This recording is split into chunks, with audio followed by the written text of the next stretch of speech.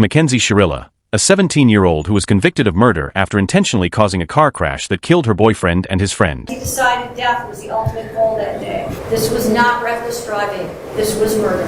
Shirilla, her boyfriend, Dominic Russo, and his friend, Davion Flanagan, were passengers in the car when Shirilla drove into the side of a commercial building near Cleveland at nearly 100 miles per hour. Both men died at the scene, while Shirilla survived. Prosecutors argued she was in a toxic relationship with Russo and acted deliberately. His property. She tried to break into his house. Correct. reportedly, According to the prosecution, she intended to kill her boyfriend, and his friend was simply collateral damage.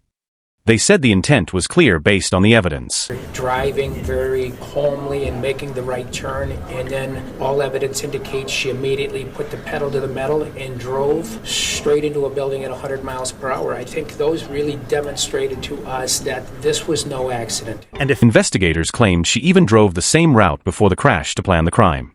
The judge ultimately found her guilty. Finds the defendant, Mackenzie Shirilla, guilty of murder, to wit Dominic Russo. Shirilla was then given the opportunity to speak before sentencing. Finds the defendant, Mackenzie Shirilla, guilty of murder, to wit Davion Flanagan. She was sentenced to 15 years to life in prison. I'm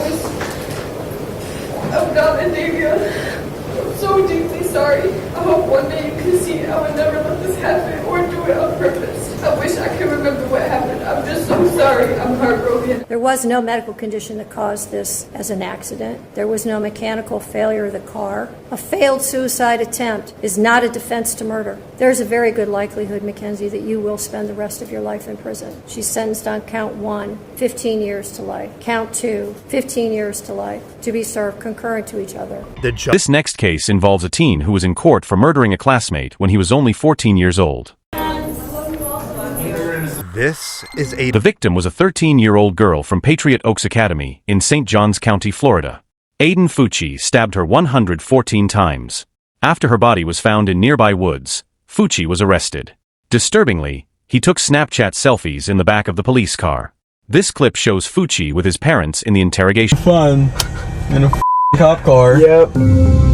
Fucci. Here is footage allegedly showing Fucci walking with the victim shortly before the murder. Then, about 90 minutes later, footage of him running from the direction where her body was discovered. That Snapchat that you did was not very smart. Like, you're all over the internet everywhere. This is serious. It's very serious. This isn't no joke. This is your whole life. Your whole life. And ours. And ours. After pleading guilty to first-degree murder, the judge sentenced him to life in prison.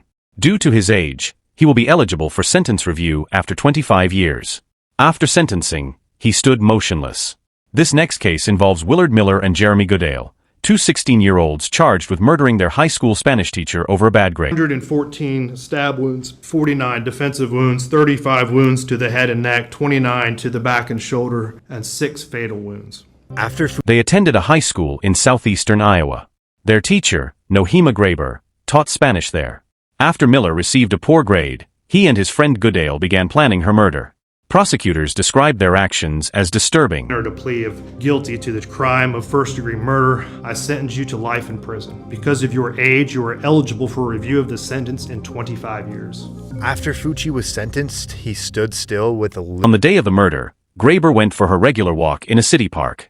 The boys waited, stalked her, and prepared to ambush her. I moved her off of the trail, where I then struck her, and she died as a result. They attacked her in the woods, beating her to death with a baseball bat.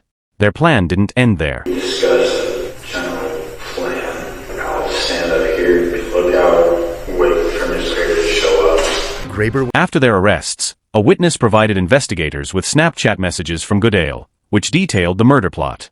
One message read, POV, you're my Spanish teacher and this is the last thing you see, followed by time to hide a body. Goodale eventually pleaded guilty and testified against Miller.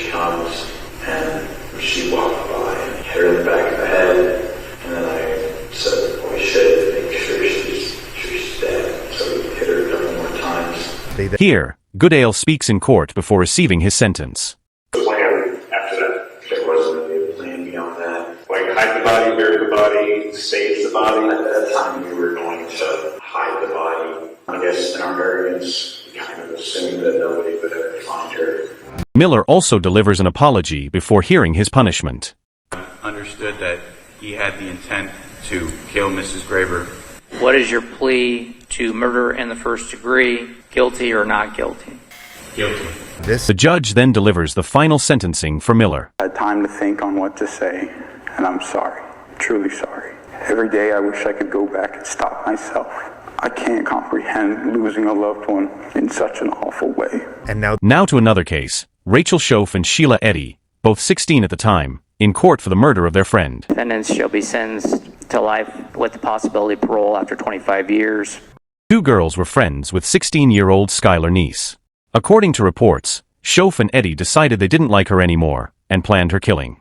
Sheila Eddy took part in the attack. I'd like to take this opportunity to wholeheartedly accept responsibility for the role that I've played in the murder of New Graver. To the family, I'm sincerely sorry for the distress that I've caused you and the devastation. And I ask that I'm given a chance, and I don't want to be institutionalized. I don't want to be in so long that I forget about what matters, where I come from, and I look forward to getting through this. And now here, the judge delivers Schoaf's sentence. Defendant Willard Noble Chayton Miller should be sentenced to life with the possibility of parole after 35 years. She received the possibility of parole in 10 years. Eddy then receives her own sentence. Their scheme was to hide knives on their bodies and to attack Skylar at an agreed-upon moment.